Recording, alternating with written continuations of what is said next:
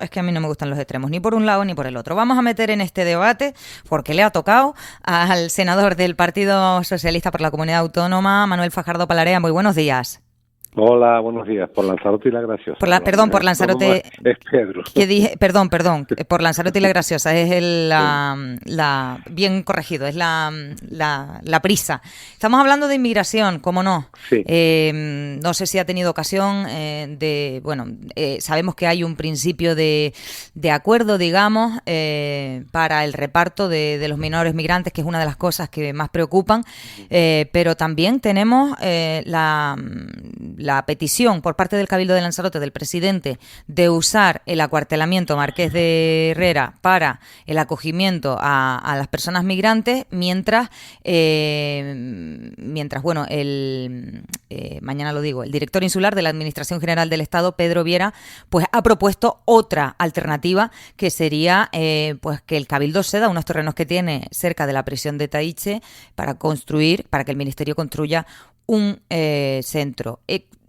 Dígame usted cómo ve esta situación, senador. Bueno, vamos a ver. Llevamos muchísimos años y vamos a seguir muchísimos años hablando de este tema, porque la migración es un hecho histórico que no va a parar. En primer lugar. En segundo lugar, lo que decía Valentín, lo que nos debe de preocupar es las condiciones en las que podamos estar recibiendo y tratando a las personas que nos llegan a nuestras costas. Somos frontera sur de Europa y por tanto necesitamos la solidaridad de la Unión Europea. El pacto migratorio de asilo es el único pacto posible que se ha podido firmar a nivel europeo.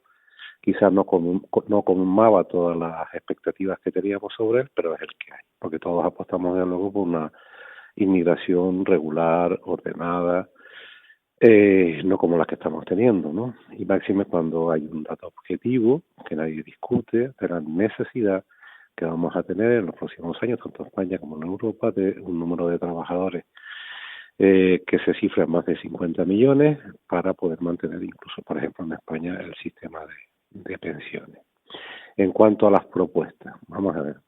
Ya he dicho en más de una ocasión que lo del cuartel Marqués de Herrera me parece un auténtico error, que las cosas deben de pensarse muy mucho antes de decirse y que se lo tendrían que explicar a los vecinos de San Francisco Javier, de Titarroy, de Argana Baja y de La Salina, porque es donde conurban los cuatro barrios. Y no lo digo por estar apartando, ¿no?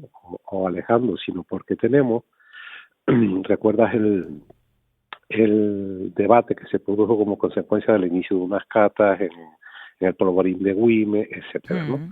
Se ha hablado con el Ministerio y se les ha dicho que ponemos a disposición de ellos, por ejemplo, lo tenemos en San Bartolomé, el terreno suficiente, o bien para ampliar las instalaciones que tenemos en la carretera de San Bartolomé, y luego me estoy enterando por ti de Erika, de la propuesta de Pedro Viera, que es una propuesta que no es nueva, es una propuesta que se barajó en su día de unos terrenos que efectivamente son titularidad del Cabildo al lado de prisión. En alguna de estas instalaciones habrá que hacer las obras necesarias y en eso es por lo que el Ministerio está esperando de alguna forma, porque de pasar a hacer catas se paró, porque yo intervine directamente también, lo tengo que decir, porque creo y sigo creyendo que era un lugar que no era el idóneo y estamos a la espera.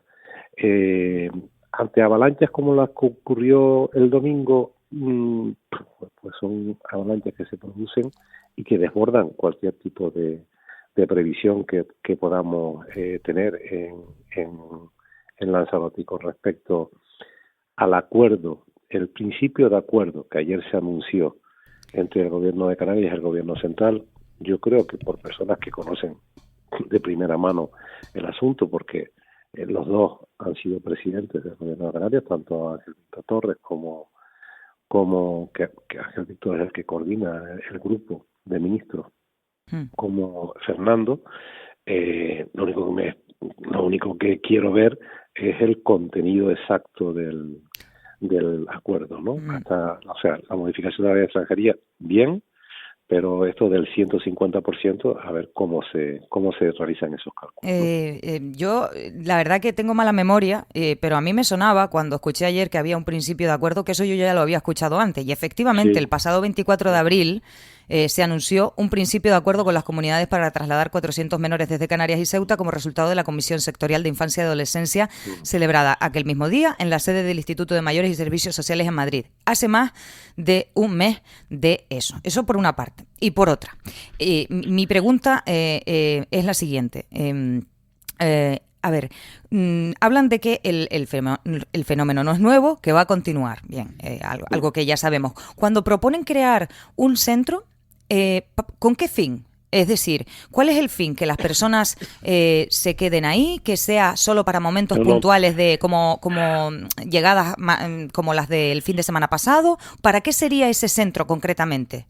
sabes, vamos a ver, el CATE, que depende que están en la comisaría, sabes que es para el triaje, o sea, 3 días, identificación, los exámenes pertinentes y luego derivación hacia los centros. Al día de hoy, por lo que me decían ayer, ¿no?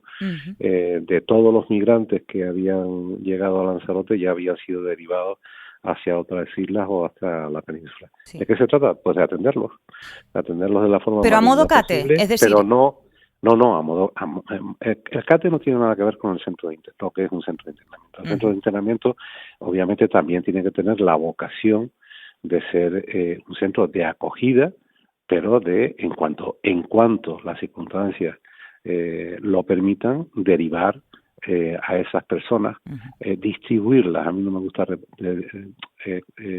utilizar el verbo repartir en el territorio peninsular y sobre todo hacia la Unión Europea. Lo cierto es que, y hay que ser claros, o sea, en el tema de menores no contamos, vamos a ver cuando modifiquemos la ley de extranjería, y a mí no me gusta, pero tengo algo de experiencia en lo que es el derecho, vamos a ver si efectivamente amarramos bien el tema de la obligatoriedad con respecto al resto de comunidades autónomas, ¿no? Y no dejarlo a la voluntad. Como no conozco el texto del principio de acuerdo, no puedo darte una opinión fundada en derecho. Y con respecto a la migración en general y a nuestra situación como frontera sur de Europa, sí veo que hay poca solidaridad por el resto de países. Y con lo que está pasando a nivel internacional y a nivel de la Unión Europea, del auge de determinadas posiciones políticas a las que se refería de forma tangencial antes Valentín, pues creo que la cosa se va a complicar en el futuro, sinceramente, porque se tiende a levantar esos muros de los que hablabas tú, Erika. Sí, bueno, y respecto a la palabra, a mí tampoco me gusta repartir, pero creo que ninguna palabra es buena para hablar de personas que necesitan ayuda. Creo que ningún verbo es bueno, senador. Bueno, Ninguno, sí. le cedo la palabra justamente a mis compañeros. Valentín. Sí, senador, buenos días. Claro, lo de repartir, la verdad es que suena fatal, pero peor suena que en el acuerdo, en el pacto migratorio en Europa, pagando 20 y pico mil euros, te puedas quitar los emigrantes. O sea, un emigrante vale 20.000 euros para un país que no quiera acogerlos, ¿no? Entonces, claro, pues estamos en la utilización de una terminología que la verdad es que es bastante patética. A mí quería preguntarle a ver, aquí lo que se quiere hacer entonces es un centro de internamiento. Lo que intentó el gobierno central en Güemes fue un centro de internamiento. Lo que se pretende es un centro de internamiento. La cuestión es que en los centros de internamiento exactamente lo que se hace es ya no es un triaje, ya se ha hecho el triaje, ya se ha hecho la distribución en los CATE para pasarlo a otras islas, y el centro de internamiento es cuando se quedan un tiempo a la espera de redistribuirlo, se supone, ¿no? Y ahí que se tiene en cuenta, senador, quiero decir, a la hora de redistribuirlo. Oye, yo vengo, por ejemplo, de Senegal y no quiero decir ni siquiera, por ejemplo, de dónde vengo, no tengo documentación de ningún tipo, he llegado a una patera, ¿qué hacen conmigo? Se analiza caso por caso. Lo que no se puede permitir es lo que tú bien acabas de decir. O sea, por eso decía antes yo, con respecto al pacto migratorio y de asilo alcanzado en la Unión Europea, que no colmaba las expectativas. El otro día también veíamos una noticia que nos hacía mucho a mí me hizo que pensar, esa noticia que salió diciendo que los determinados fondos europeos se destinaban a determinados países que al final terminaban dejando a los migrantes en medio del desierto. Exacto, el reportaje del país. Sí, son situaciones que tú dices, pero bueno, hasta dónde puede llegar la deshumanización, ¿no? Y cómo se puede utilizar este fenómeno para exacerbar determinadas posturas, que por cierto vienen a estar a alguna manera conectar con lo que acabas de decir de valorar lo que es el migrante a miles de euros, ¿no? O otras, ¿no? Ahí tienes la política del Reino Unido que está ligada ahora a enviar migrantes a Ruanda, ¿no?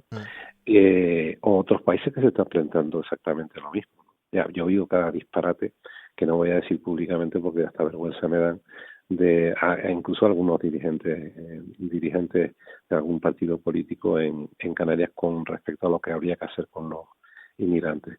Pero la situación la acabas de describir, esa es la situación. Vamos a tener que, por solidaridad, vamos a tener que, porque además es que no hay otra. Si lo miras desde el punto de vista del respeto de los derechos humanos, yo no sé la gente, la verdad, cuando piensa, ¿no se han leído el artículo 10 de la Constitución Española? El artículo 10 de la Constitución Española, en su apartado segundo, estoy hablando de memoria, lo que viene a decir es que todo lo que tiene que ver con los derechos fundamentales tiene que ser visto y analizado bajo el prisma de la Declaración Universal de los Derechos Humanos. Y yo veo cada proposición cada moción presentada en el Senado que digo que se incumple claramente con la propia Constitución.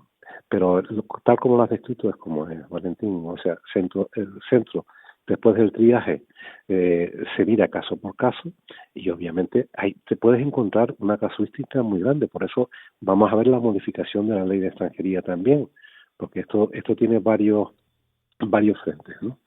Pues te puedes encontrar con gente que no te dice de dónde viene. O sea, luego hay que combatir en origen. Siempre decimos lo mismo, ¿no? Yo creo que hay que vigilar muchísimo el dinero que se manda a ese origen, a ver dónde va ese dinero, si efectivamente va para el destino para el que ha sido librado, o va para otras cosas, ¿no? Porque yo recuerdo que estando en Washington, en el Fondo Monetario Internacional y en el Banco Mundial, curiosamente, algunos países africanos se exigían de esos dos organismos que vigilaran el destino de los fondos que enviaban, porque muchos, y lamento decirlo, pero es verdad, en algunos países muchos de esos fondos se quedan por el camino, ¿no? Andrés Martínez, que nos vamos quedando sin tiempo y aún le quiero preguntar por las elecciones. Vale, ¿qué tal, Manolo? Una pregunta. ¿Qué tal, Andrés? ¿Qué tal? Buenos días. Yo me desmarco un poco, ya han hablado suficiente de este tema, pero el Adiós, CIBE. Valentín. El CIBE. Hasta luego, Valentín. Que se nos va, Valentín. Manolo, el tema del CIBE, parece ser, me gustaría que hicieras un pequeño diagnóstico de cómo está, porque hay gente que dice que eso ya no sirve para absolutamente nada. En primer lugar, la ubicación dicen que no es la correcta, que son insuficientes, y luego también me gustaría que nos dieras algo de información con lo que pasó, porque al final parece que la inmigración ya no se pilla no se detecta con el CIBE, sino que ya se llama y ya se localiza en alta mar.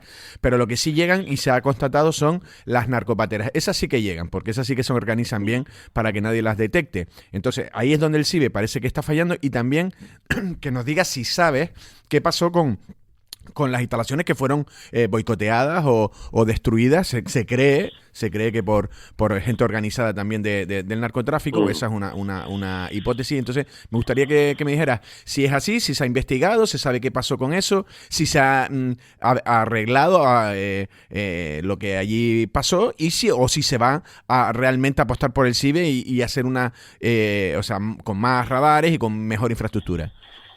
Mira, vamos a ver, yo no quiero olvidar ninguna de las preguntas que me has hecho. Hay determinadas cuestiones que por razón de seguridad no se deben de comentar, ni creo que debamos de comentar, y que tienen que ver con la mar, oleaje, determinadas circunstancias que pueden de alguna manera dificultar el detectar. Como bien has dicho, se están detectando casi todas en alta mar.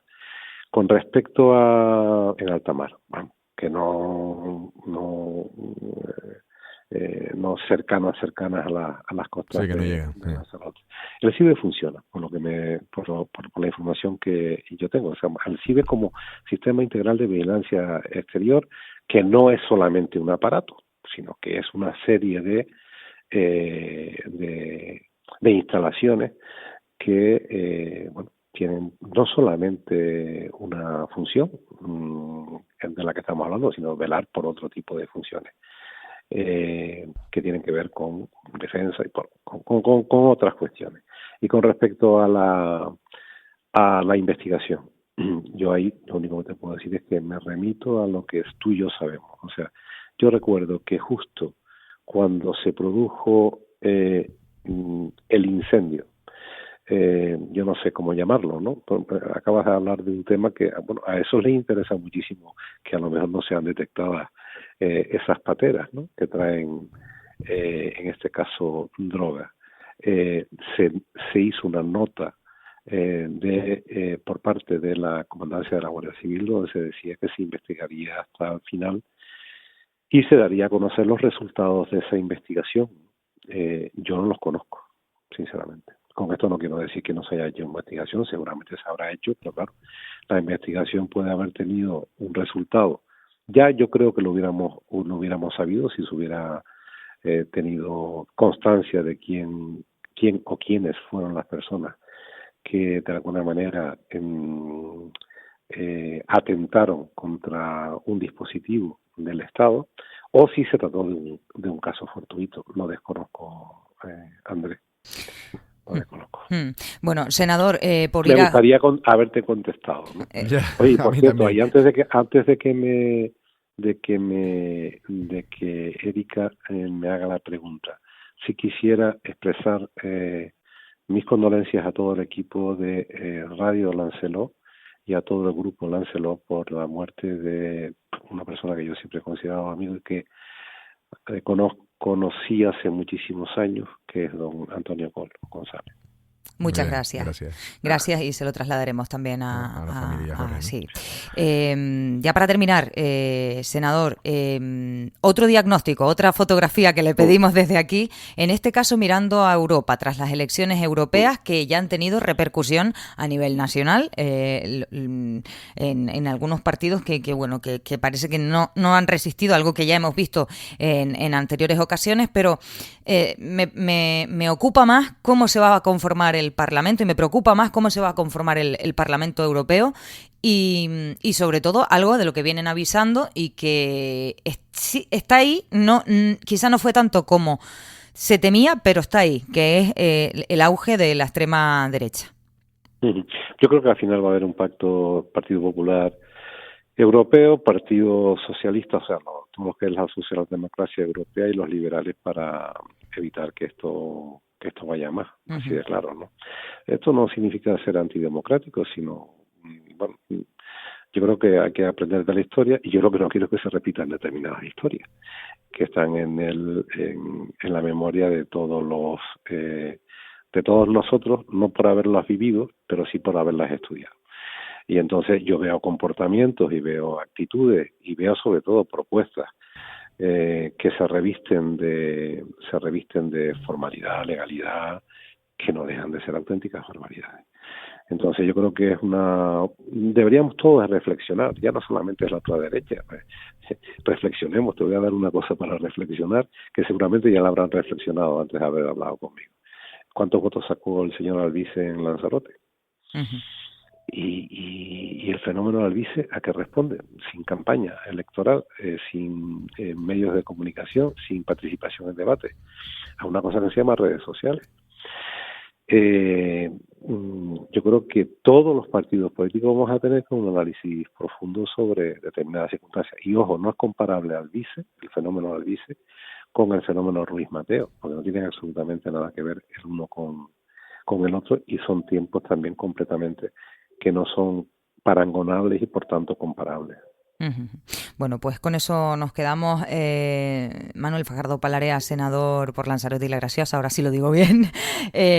No, perdona, pero es que si no... Que aquí cada uno tiene que... Eso es así. Que no, mujer, que Erika, que me entiendas, que es que algún oyente puede decir, oye, y Manolo es... por la comunidad autónoma. Total. Tiene usted toda la razón. La comunidad autónoma es don Pedro San Ginés Gutiérrez. Bueno, y que a mí no me importa. Yo cuando me equivoco también me gusta que me digan, oiga, que no es así. Oye, pues claro que sí. Pues no les tiro yo de las orejas a ustedes, pues ustedes. No. Y nosotros debemos de reconocer nuestros errores, no esperar a que nos digan ustedes cuando los cometemos. No. Nosotros mismos reconocer nuestros errores porque así ganamos legitimidad. Pues esa es mi forma de pensar. Senador. Quizás que me estoy haciendo mayor. No, bueno. Senador, muchísimas gracias por todo. Gracias, buen día. Gracias, un abrazo, hasta luego. Y Andrés Martínez, gracias, buenos días, tengas un buen día. Pues gracias a ti, como decía en el show de Truman, buenos días, buenas tardes y buenas noches. Vino Papá Noel.